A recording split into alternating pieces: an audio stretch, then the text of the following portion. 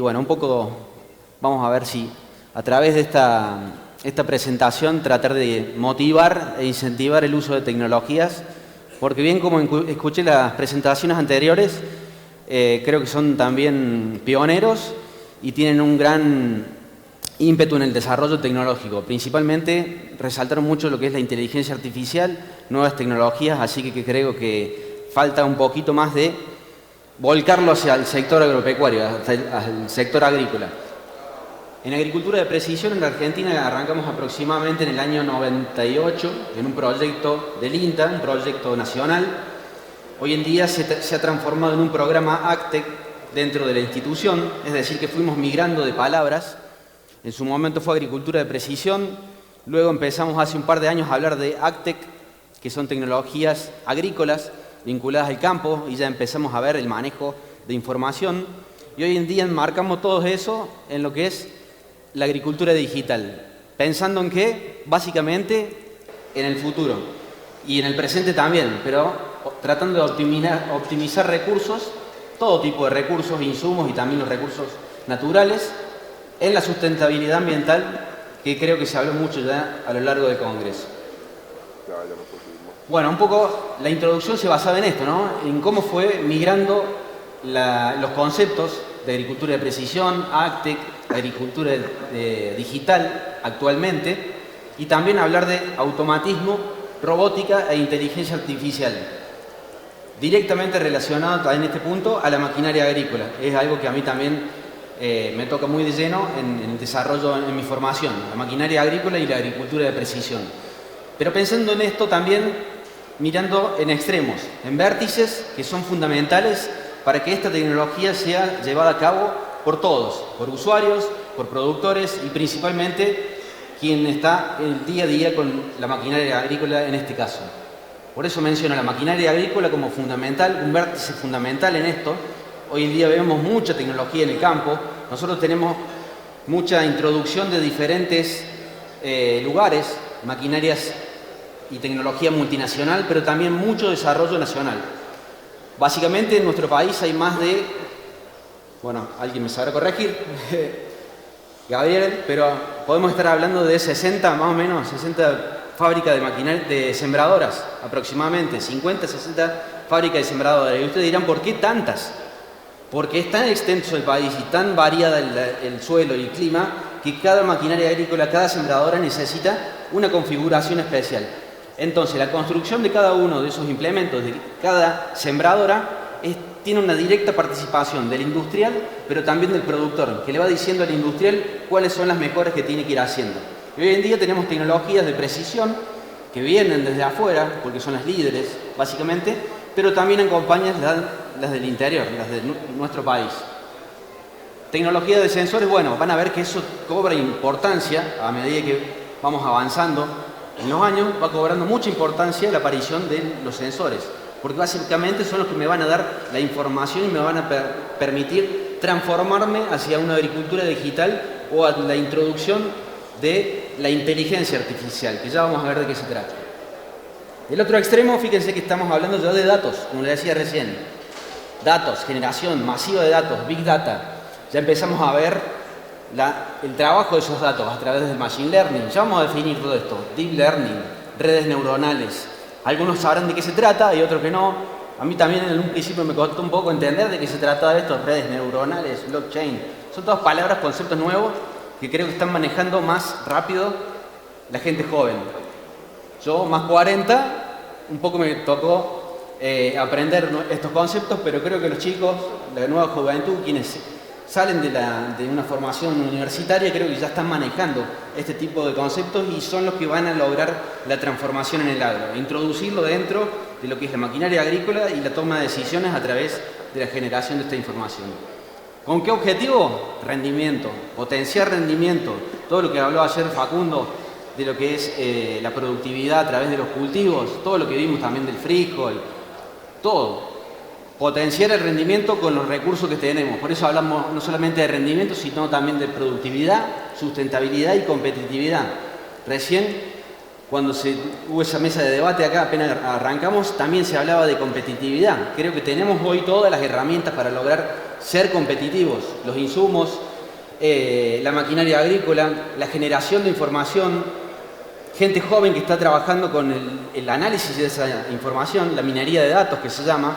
Entonces creo que eso es importante a la hora de ser competitivos, de tener una producción altamente competitiva. Y creo que también en un principio pasa por lo que es la mecanización agrícola. Yo recién escuchaba el debate que hablaban de la agricultura familiar. Nosotros también en Argentina tenemos una parte que es sobre agricultura familiar.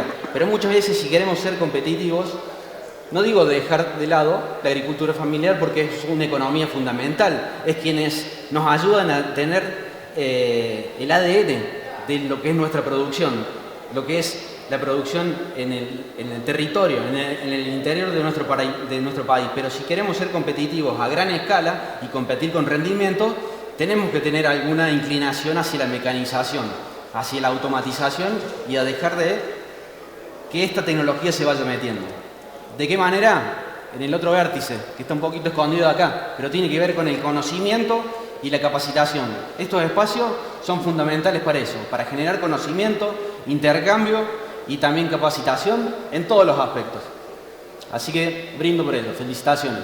Repasar algunos conceptos y para ir avanzando un poquito más. Agricultura de precisión, agricultura digital. Dije que era la transformación de la agricultura de precisión a lo que es la agricultura de digital. ¿Qué hablamos cuando hablamos de eso? Básicamente, analicemos estos 3 puntos. Recolección de datos a través de tecnología avanzada. ¿De qué manera recolectamos los datos? Hay muchas fuentes, ya vamos a ver la diapositiva que sigue. Opa. Tenía razón que era muy sencillo. Ahí va.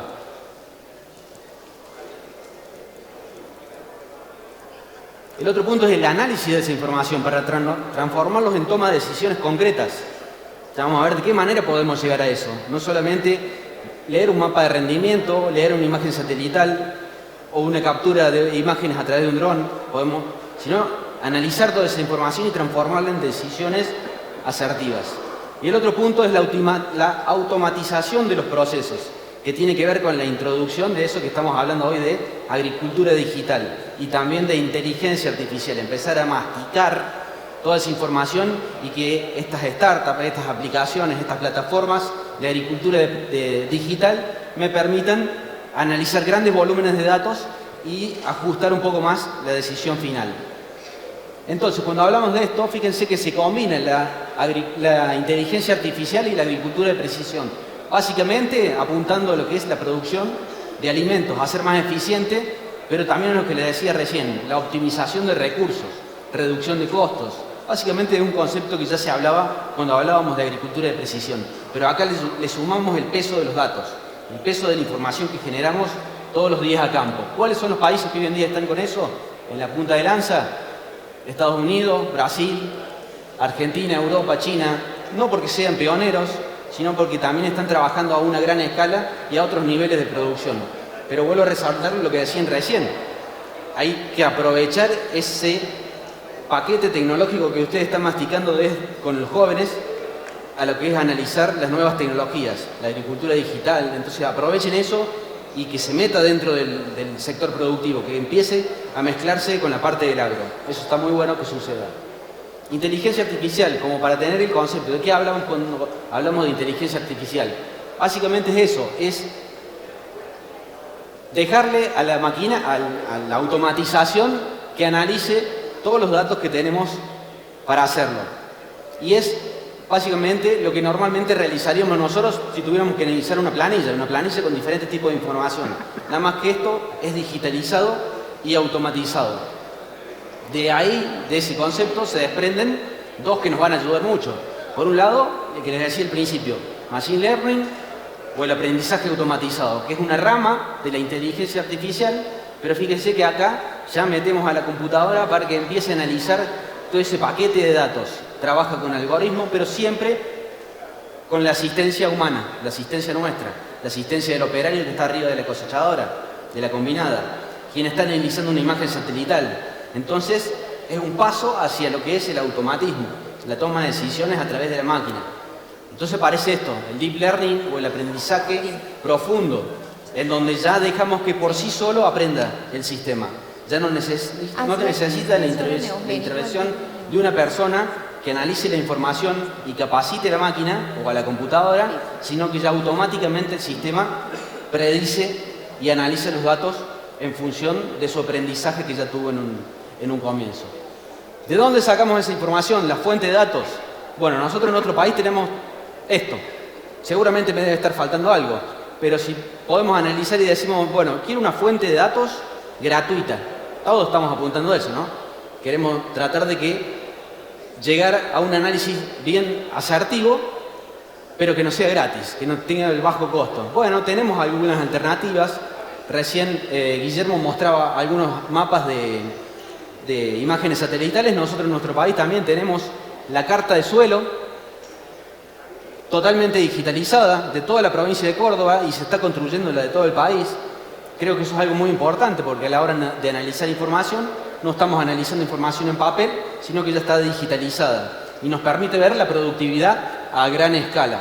Por otro lado, también tenemos algunas herramientas como las imágenes satelitales en diferentes escalas también, en diferentes fuentes de información, resolución y demás, pero puede que ustedes tengan más oportunidades al introducir tecnología de drones, porque es una zona en donde probablemente la recurrencia de las precipitaciones y la nubosidad hace que las imágenes satelitales no sean tan puras y a veces de una semana para otra no cuenten con la información que ustedes están buscando.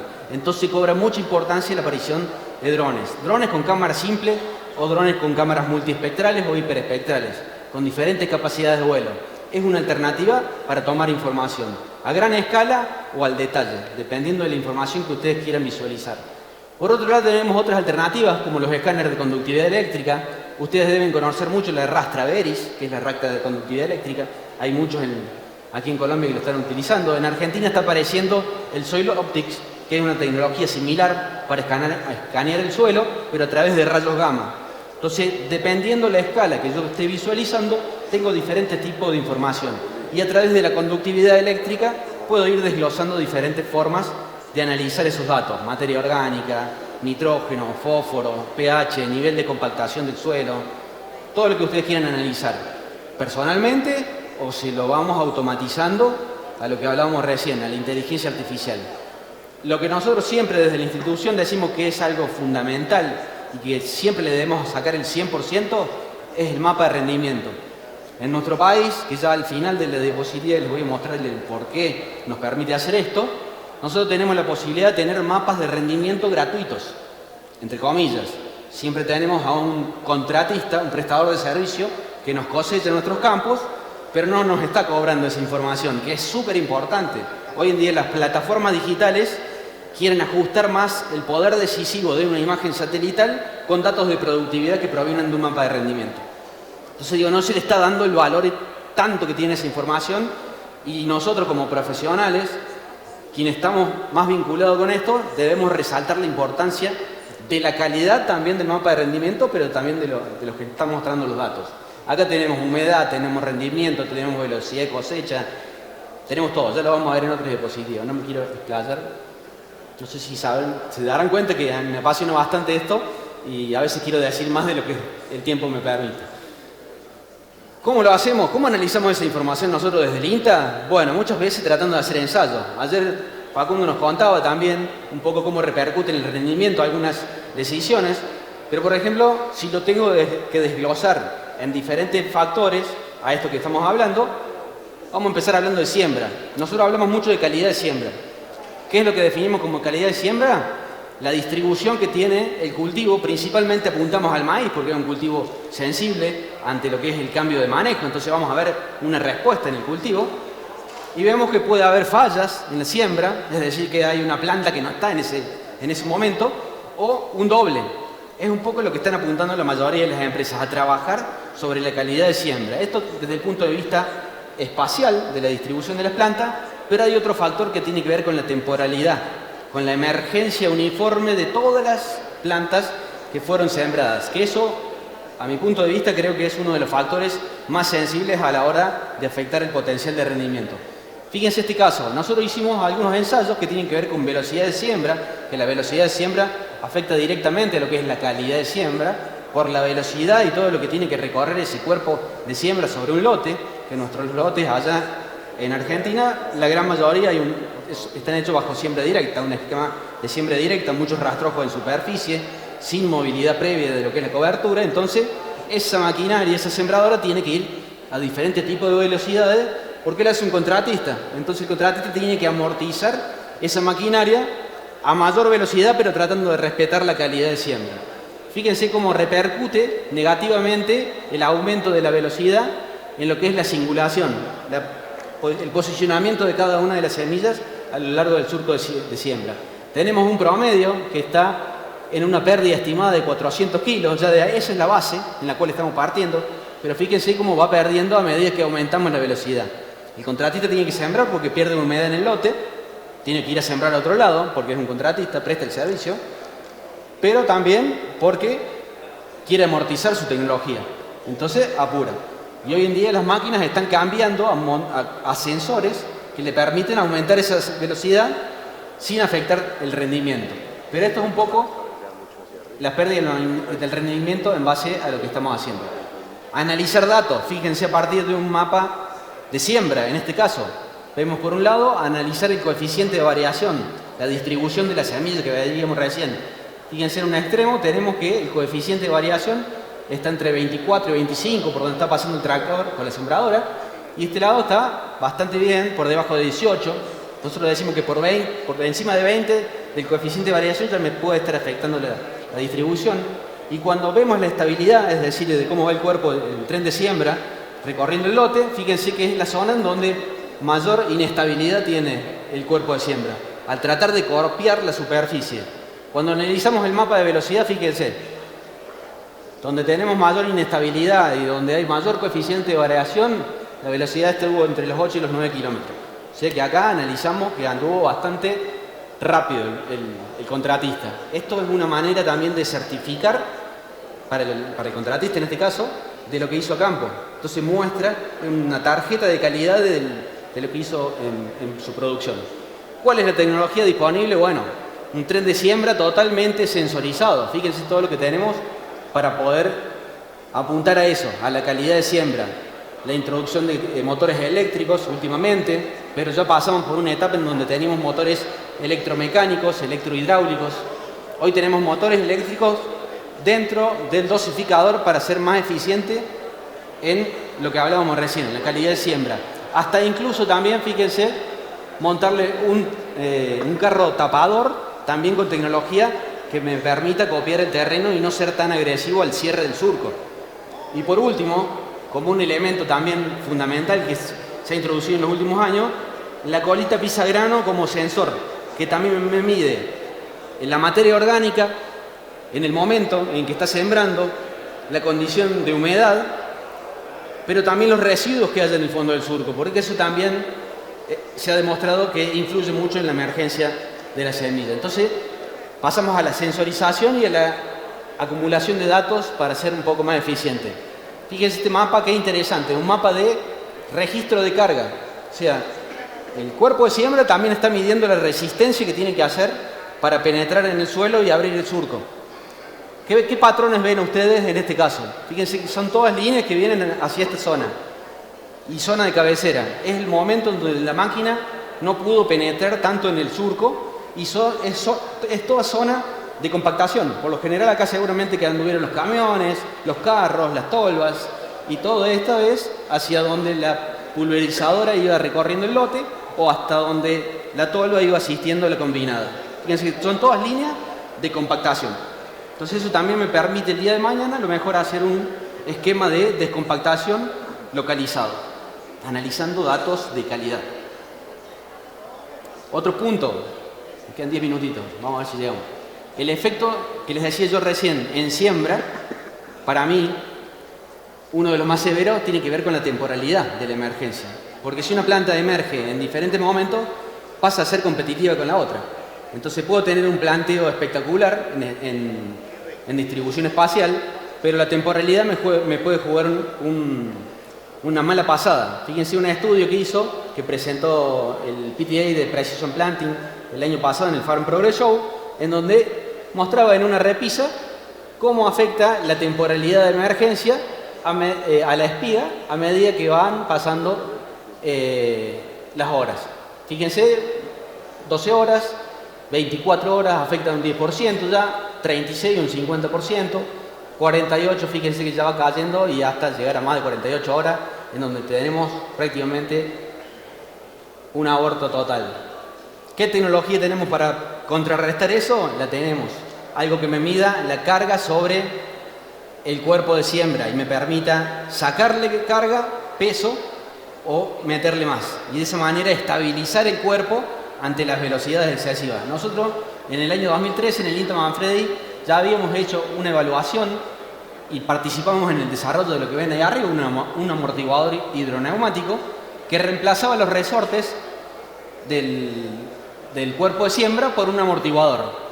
Lo hicimos en conjunto con una empresa que desarrollaba amortiguadores de competición. Cuando nosotros fuimos y hablamos con ellos, ¿qué quieren hacer? Nosotros nos dedicamos al auto, estamos en autos de competición, no, pero mira, se viene esto. Y bueno, empezamos a trabajar y en conjunto llegamos a ese desarrollo. Hoy en día es un desarrollo nacional, pero también hay otros desarrollos que vienen desde afuera. Hoy hay alta competitividad con el sector que proviene de América, especialmente de Estados Unidos.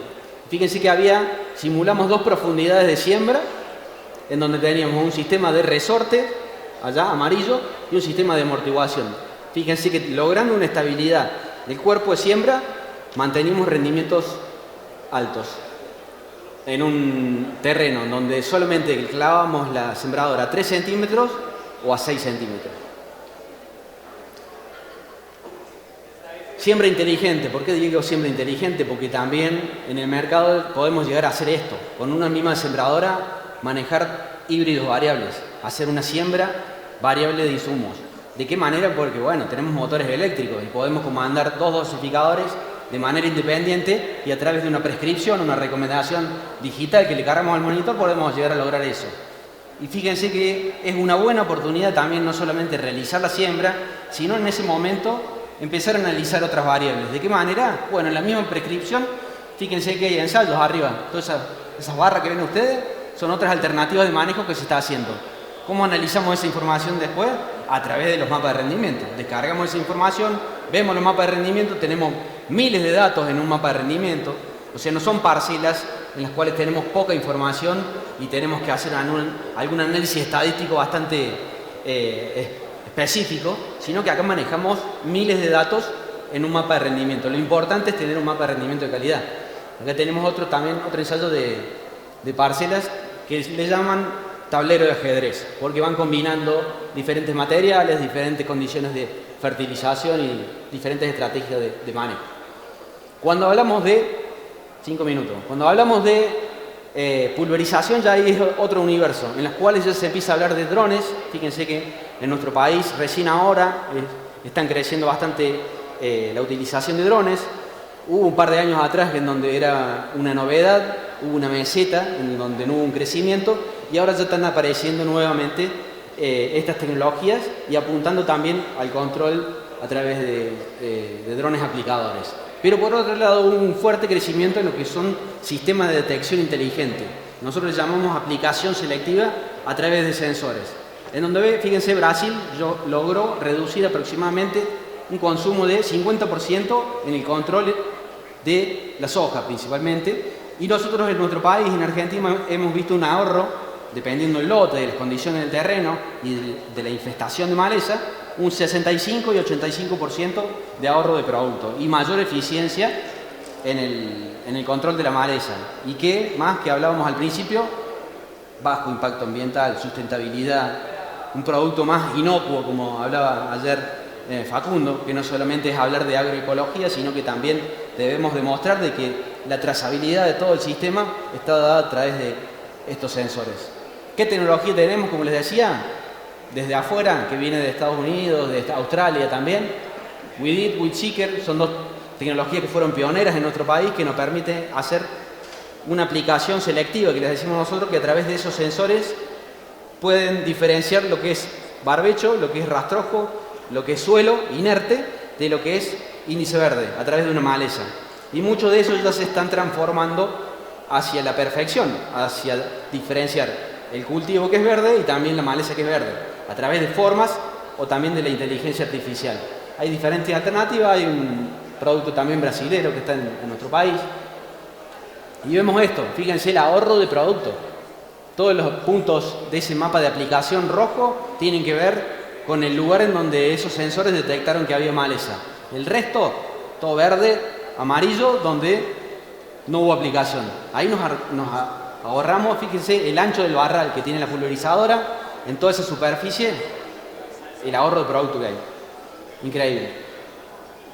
Y bueno, esto es lo que les decía también. Hay un sistema de cámaras también, no solamente sensores de luz activa, que se llama, por eso ven el color azul también, porque me permiten darle luz a lo que va a leer el sensor, pero también hay un sistema de cámaras RGB, la mayoría, hay algunas que son multispectrales, que permiten diferenciar patrones. Entonces acá ya diferenciamos entre surco, de cultivo o diferentes tipos de patrones de maleza.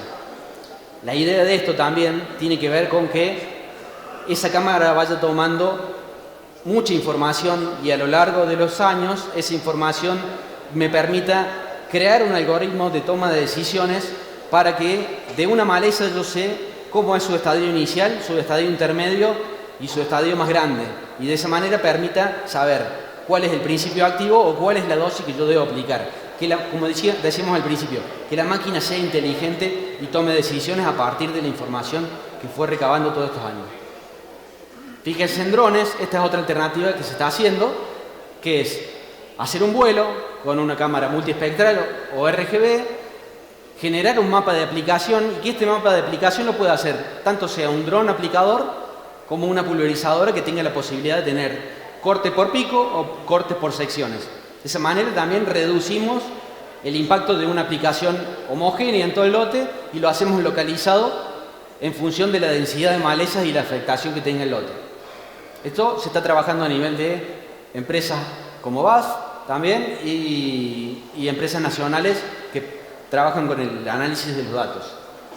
Ya estamos viendo también en nuestro país, no es comercial, pero muchos de ellos están apareciendo vehículos autónomos y la idea es que no solamente esté orientado a la pulverización, sino que sea un vehículo autónomo porta herramienta, que yo lo puedo utilizar como sembradora, como fertilizadora, como pulverizadora y que recorre el lote a través del automatismo y de la inteligencia artificial. El mapeo que les decía recién, mapeo de aplicación dirigida a través de la recolección de drones, se logra esto, un mapa de malezas y luego se genera el mapa de aplicación, en la cual también vemos la participación de diferentes empresas nacionales y también internacionales, para hacerlo bien masivo, como les decía yo, que sea una palabra que se usa mucho allá, es ecosistema colaborativo entre empresas, que tengamos la opción de no solamente tener soluciones de la empresa verde, la empresa roja, la empresa amarilla, sino que sea todo un paquete tecnológico colaborativo. Eso nos va a ayudar a ir más rápido. La fertilización también tiene diferentes tipos de alternativas. Partir de una fertilización en siembra o ir más a la eficiencia, ya con el cultivo en pie, a hacer una fertilización neumática, dirigida, o clavando una fertilizadora solamente para fertilizar, no siempre fertilización, pero a través del análisis de la información que veíamos al principio, que tiene que ver con los mapas de cobertura y de análisis mapa de rendimiento. Esto se está viendo algo nuevo allá que tiene que ver con el manejo más racional del agua. A ustedes a lo mejor dirán, nosotros muchas veces no tenemos el problema ese acá, a nosotros nos sobra el agua. Bueno, a nosotros allá, por eso es un esquema de siembra directa, tenemos que ser más racional con el agua y a través de mapas de aplicación variable de agua es hacia donde se está yendo. Pero también hay tecnologías como esta que vemos aquí, que tiene que ver con el automatismo y con la aplicación de enmienda, de efluentes, de purines, todo el residuo que tenemos de la producción agropecuaria, hacerlo dirigidamente en el surco para ser más eficiente. Con el automatismo, algo autónomo que recorre todo el lote.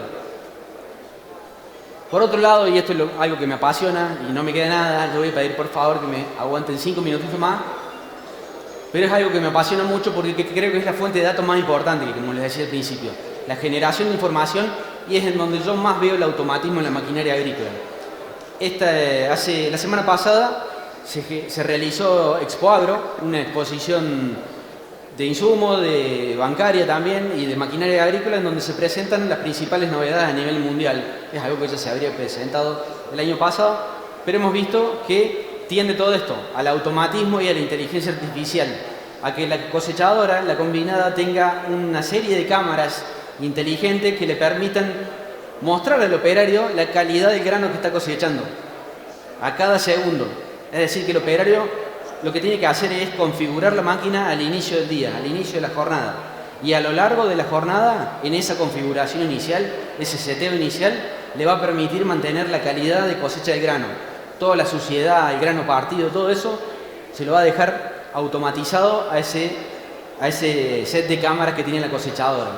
Más allá de eso, para tener un dato de no solamente pensando en la productividad, sino en la generación de información, en el mapa de rendimiento, lo importante, como le decía al principio, es generar un mapa de rendimiento de calidad. Y para lograr eso tenemos que tener un equipo calibrado, un mapa de rendimiento, un sistema de mapeo de rendimiento calibrado. Y hoy en día muchas de estas cosechadoras cuentan con un sistema de balanzas en las tolvas que también le permiten llevar esa calibración a lo largo del día, llevarla al 1% de error. A través de ese set de balanzas van automatizando la calibración. Y algo más que creo que fue la novedad este año que se presentó, esta empresa, John Deere, tenía un sistema automatizado de regulación de la velocidad de avance, hace un par de años. Pero esa regulación de la velocidad de avance estaba directamente relacionada a la productividad del cultivo. ¿Dónde tenía el sensor antes la cosechadora, la combinada? En el embocador. Así que cuando llegaba el cultivo, estaba cosechando más o menos productividad, la máquina se autorregulaba en el avance.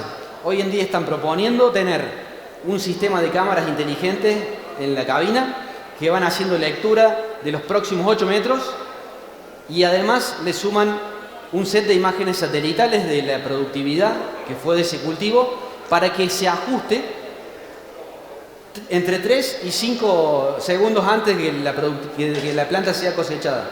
O sea que la máquina predictivamente ya sabe lo que va a estar recibiendo en el embocador y en el sistema de trilla y se está preconfigurando a los próximos 5 segundos y tomando decisiones por sí sola a través de, bueno, como decíamos recién, la inteligencia artificial y la información de imágenes satelitales y de las cámaras. La colaboración que les hablaba del principio y lo que empezamos a ver a nivel de campo, a nivel de lote, a nivel de profesionales, es que manejamos muchas plataformas en nuestro teléfono, en nuestro smartphone. Manejamos mucha información que están vinculadas con diferentes tipos de datos climáticos, como mencionaba recién Guillermo, pero también datos de logística, datos de monitoreo, de diferentes análisis de suelo, por ejemplo, calidad, fertilidad. Y esto es lo que veíamos nosotros en el 2020, año de pandemia, en donde muchos de los agrónomos tenían que saber qué estaba pasando en el campo, porque estábamos prácticamente todos aislados. Entonces fue un boom de crecimiento de todas estas aplicaciones. Hoy en día tenemos una depuración de eso y ya tenemos diferentes aplicaciones y plataformas que me permiten centralizar toda esa información y trabajan de manera, como decía recién, colaborativa. Por ejemplo, vamos a ver que el centro de operaciones de John Deere tiene diferentes tipos de plataformas o de aplicaciones que le ayudan a mejorar la toma de decisiones. Lo mismo pasa con FieldView, lo mismo puede pasar con diferentes tipos de plataformas, con diferentes tipos de soluciones. Esto es lo que vemos en nuestro país a través del concesionario. El concesionario es el que está, entre comillas, evangelizando con la tecnología porque le ayuda al operario o al contratista a saber cómo está funcionando su maquinaria agrícola. Allá mencionan la salud de la maquinaria agrícola. Entonces probablemente a través de este centro de operaciones lleguen a tomar una decisión de que el operario todavía no se dé cuenta, ¿no?, que va a pasar. Alguna rotura que eventualmente va a suceder en los próximos minutos o en las próximas horas, por la cantidad de horas acumuladas y demás. Entonces este centro de operaciones le brinda soluciones eficientes a través de la telemetría al productor y al contratista. A nosotros, ¿por qué nos resulta un poco más, no sé si es fácil la palabra, pero por qué llegamos a meter toda esta tecnología y que yo les cuente todo esto? Básicamente porque trabajamos en un esquema de contratistas, un esquema de siembra directa. Fíjense que el 70% de los que prestan servicio están en pulverización, 60-65 realizan la siembra. Y fíjense, prácticamente el 90% son contratistas de cosecha. Entonces van a haber muy pocos productores que tienen su propia máquina. Y muchos de esos productores que tienen su propia máquina, a su vez prestan el servicio cuando terminen su superficie. Entonces de esa manera se amortiza la tecnología y me permite ser más eficiente en sumar la tecnología. Conclusiones finales, rápido. La inteligencia artificial que está revolucionando un poco lo que vimos, ¿no? Mejorando la eficiencia, la sustentabilidad, productividad. Creo que la integración con las máquinas y la tecnología, todos los drones, nos va a llevar a eso, a la inteligencia artificial. El futuro va a estar definida, acá es una definición mía, ¿no? Definida por la calidad de los datos que estemos sumando. No hacer sumar datos por sumar datos. Tengo que tener datos de calidad para tomar buenas decisiones. Que logremos un buen entrenamiento para que esa automatización de la inteligencia artificial sea la que buscamos. Lo que les decía recién, en un principio la intervención humana va a ser clave, porque necesitamos adiestrar esos sensores y esa toma de decisiones, pero a mi modo de ver, y acá es una opinión personal, creo que va a tender todo hacia el automatismo y la autonomía, que las máquinas en sí, a través de toda la información que han logrado, tomen sus propias decisiones. Y las últimas dos, vamos a necesitar esto, o sea, es feo decirlo, es un poco agresivo, pero necesitamos gente capacitada que me esté operando esta maquinaria. No puedo tener gente que no sepa, que no hable de digitalización, de que sepa de qué son estos procesos de automatismo. O sea, estamos invirtiendo mucha cantidad de dólares en tecnología y maquinaria agrícola y probablemente tenemos un operario que no sabe aprovecharla al 100%. Entonces creo que la competitividad empresarial, de la que hablaban también al principio, pasa por esto, por tener profesionales dentro de la empresa agropecuaria, agrícola, pero también dentro de quienes nos manipulan, los operarios, nos manipulan la maquinaria agrícola. ¿Cuándo es el momento óptimo para esto? Fue ayer. Ayer o hoy. A partir de hoy creo que es el momento de cambio. Quienes no estén en ese cambio van a tener una brecha muy grande y no la van a llegar a cubrir. Van a quedar atrás. Van a tener que seguir con esa brecha. Así que bueno, muchas gracias por la atención y la última diapositiva en modo de agradecimiento. Quiero mencionar a todos los que fueron en nuestro primer acercamiento que tuvimos con FENALCE, una visita que hicieron por el INTA. Van a ver que hay varios conocidos en la foto. Fue un grupo muy lindo en donde pudimos visitar diferentes productores agropecuarios de la zona productiva de nuestro país y diferentes fabricantes de maquinaria agrícola. Y bueno, en ese momento nos acompañaba quien fue el mentor nuestro en el INTA, en lo que es maquinaria agrícola de agricultura de precisión, que fue el ingeniero Mario Bergaccini, que bueno, fue muy querido por muchos de ustedes. Recuerdo haber ido una vez a Cerete, quien nos recibió allá de la familia Ramos, y hizo una mención muy linda a Mario. Hoy Mario ya no nos acompaña físicamente, pero nos dejó un legado muy grande y no sé si habrán notado, una pasión por lo que transmitimos en lo que es maquinaria agrícola y agricultura de precisión. Así que eternamente agradecido porque siempre siguen confiando en el INTA y en todos nosotros que, bueno, en cierta manera tratamos de ser humildes en lo que tratamos de transmitirle en nuestro conocimiento desde la institución. Así que bueno, muchas gracias nuevamente.